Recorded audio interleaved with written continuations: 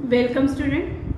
आपण part number 3 our home and environment या चॅप्टरमध्ये आज व्हिडिओ बघणार आहोत. मागच्या पार्ट नंबर 2 मध्ये आपण विविध घरांची रचना प्रदेशानुसार कशी होते हे पाहिलेलं आहे आणि त्याच्यासाठी आपण भारताचा नकाशा आणि त्या ठिकाणी असणारे वेगवेगळे प्रदेश आणि त्या ठिकाणी असणाऱ्या घरांची रचना ही चित्ररूप अभ्यास केलेली आहे. Okay, now in today's video we are going to learn how people construct their house according to their climate that suit for them. Okay, see, मी शिकवत असताना काही जे न्यू वर्ड्स असतात ते न्यू वर्ड्स मी फळ्यावर लिहित जाईल आणि ते न्यू वर्ड्स तुम्ही तुमच्या वहीमध्ये 10 टाइम्स रिपीट करायचे आहे. मी पान नंबर 53 वर आहे आणि या 53 पानावर मध्ये सेकंड पॅराग्राफपासून आज आपण टीचिंग चालू करणार आहोत. तर त्या अनुषंगानं काही जे महत्त्वाचे शब्द आहेत तर ते तुमच्या वहीमध्ये रिपीट करणं गरजेचं आहे. Okay, people build house to suit the climate of their region using a natural resources. Build बांधणे, बिल्ड बांधणे, क्लायमेट हवामान आणि नॅचरल रिसोर्सेस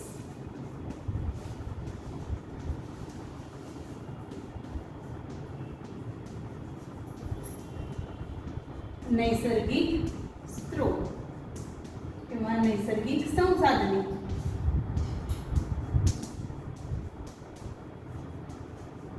या सगळ्यांचा उपयोग करून मानव आपलं घर किंवा लोक आपलं घर हे बांधत असतात. म्हणजे बघा, त्या त्या प्रदेशात असणाऱ्या हवामानाच्या नुसार उपलब्ध असलेला नैसर्गिक जो साठा आहे त्याचा उपयोग करून माणसं आपली घरही बांधत असतात. डिफरन्सेस म्हणजे फरक in the construction and building material give rise to a different types of houses. We had learned by the picture that various types of houses are there, but the material required for building that houses is different. For example, house in a what we can say in a heavy rainfall, houses that are in a heavy rainfall climate, at that house the roofs are of a sloping slide. Okay, there is no slabs on the roof.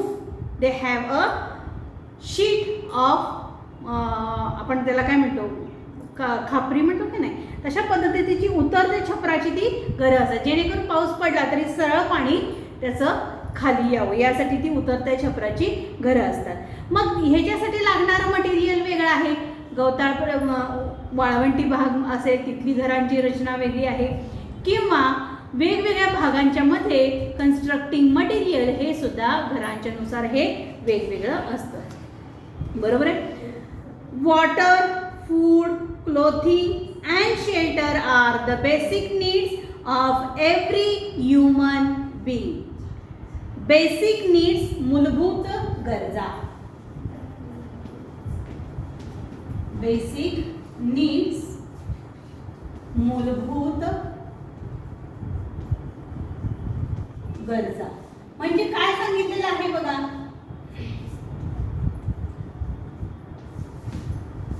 अन्न, पाणी, अन्न, वस्त्र आणि निवारा. हवा, पाणी, अन्न, वस्त्र, निवारा असं सुद्धा आपण म्हणू शकतो. तर ह्या प्रत्येक मानवाच्या मूलभूत गरजा आहेत. Every human being have to be satisfied by this needs to live on the earth. Every human being, not consider in our country, all the countries or all the people who are living on the earth as well as the animals also, they have these basic needs of to life that is the water, food, clothing and shelter. So they are called as the basic needs. Basic need म्हणजे मूलभूत गरजा. त्यांना का म्हटलेलं आहे की पृथ्वीवर जेवढी काही सगळे लोक राहतात त्या लोकांना जगण्यासाठी ह्या गोष्टींची अत्यांतिक आवश्यक आहे. आणि मग त्यानंतर दुसऱ्याही गरजा आहेत, पण या काय आहेत, मूलभूत गरजा आहेत. Okay. However, these needs are not fulfilled in case of each and every person. परंतु असं असलं तरी या गरजांची पूर्तता सर्वांच्याच बाबतीत होते असं नाही. त्यामुळे खालील ज्या काही बाबी दिलेल्या आहेत त्या घडतात. बघा, जी लोक गरीब आहेत, ज्यांची आर्थिक स्थिती चांगली नाही आहे किंवा काही शारीरिक अपंग आहे, अशी व्यक्ती जी आहे त्या व्यक्तींना ह्या मूलभूत गरजा सुद्धा भागवता येत नाही. बरोबर आहे. बघा, अराउंड अस जसं आपण बघतो की आपल्या जवळपास we are many people who are lack of shelter. आपण आपल्या जवळ बघतो की निवारा नसलेली अनेक लोक आपल्या आसपास आहेत, सभोवताली राहत असतात. मग दे सीक शेल्टर. सीक म्हणजे काय घेणार आहे आपण इथं म्हणू शकतो की घेणे किंवा निवारा करणे असं आपण म्हणू शकतो. सीक म्हणजे घेणे अशा अर्थानं ह्या इथं घेऊ शकतो. मग ही जी लोक आहेत ही राहण्याचं ठिकाण कुठं बघतात? बघा, they seek shelter at the road side म्हणजे रस्त्यालगत. रोड साईड रस्त्यालगत. फुटपाथ म्हणजे पादचारी मार्ग जो असतो किंवा पथ जे आपण म्हणतो तिथे. आणि अंडर ब्रिजेस म्हणजे मोठमोठे जर पूल असतील तर त्या पुलाच्या खाली ते लोक राहत असतात. In the tumble down building म्हणजे जुन्या मोडकळीस आलेल्या पडत्या बिल्डिंगमध्ये सुद्धा ते राहतात. In the tumble down building लिहा तिथं अर्थ. टंबल डाऊन बिल्डिंग पडक्या इमारतींमध्ये. पडक्या इमारतींमध्ये. इन अ रेल्वे और बस स्टेशन त्याचबरोबर रेल्वे स्थानकामध्ये, बस स्थानकामध्ये सुद्धा हे राहत असतात. And even on a open ground किंवा मोकळ्या मैदानामध्ये सुद्धा ते राहतात. झोपड्या बनून राहतील. आपण बऱ्याच वेळेला जर आपल्या आजूबाजूला बघितलं तर अशी लोक आपल्या जवळपास जाताना आपल्याला बहुतांश ठिकाणी दिसत असतात. आता ही लोक जी राहतात ही लोक का राहतात अशी? काही वेळेला त्यांना घरं बांधणीसाठी त्यांच्याकडे पैसा नसेल, अत्यंतिक गरिबी असेल, शारीरिक व्यंग असतील, काही मानसिक अवस्था ठीक नसलेले व्यक्ती असतील किंवा त्यांचा इन्कम घरं बांधणीसाठी अपुरा असेल, शिक्षण नसेल किंवा काही नैसर्गिक घटकांद्वारे त्यांचं जे हे आहे स्रोत आहे राहण्याचं ठिकाण आहे ते उद्ध्वस्त झालं असेल तर अशी लोक जी आहेत ही लोक काय करतात? अशा ठिकाणी आपला तात्पुरता निवारा घेत असतात. ओके. तर त्या लोकांना काय म्हटलेलं आहे? होमलेस असं म्हटलेलं आहे. काय म्हटलेलं आहे? होमलेस. होमलेस म्हणजे काय? बेघर. ज्यांना घर नाही असा त्यांना काय म्हणायचं? बेघर असं म्हणायचं आहे. बरोबर. तर having a insufficient or no means of livelihood. मग रेल्वे स्टेशन, बस स्थानक अशा ठिकाणी ते निवारा करून राहतात. उपजीविकेचे साधन मिळत नसल्यामुळं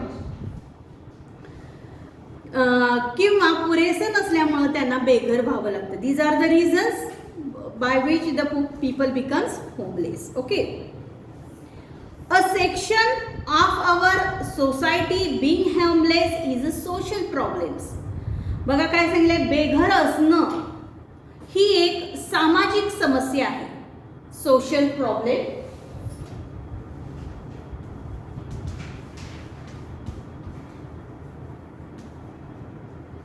सामाजिक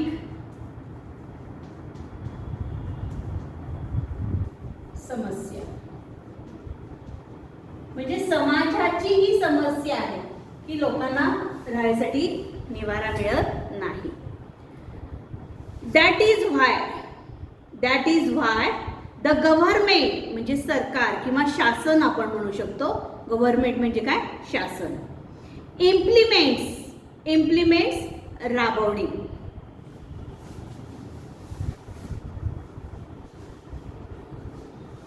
इम्प्लिमेंट्स राबविणे.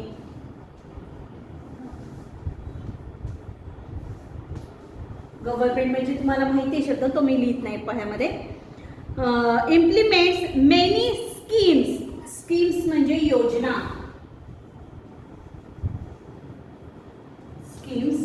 योजना. म्हणून अशा लोकांसाठी शासन हे वेगवेगळ्या योजना हे राबवत असते.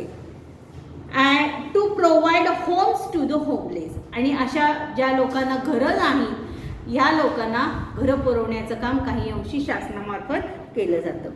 In some of the cities, काही शहरांमध्ये the government makes night shelter available to the homeless. Night shelters, रात्र निवारा.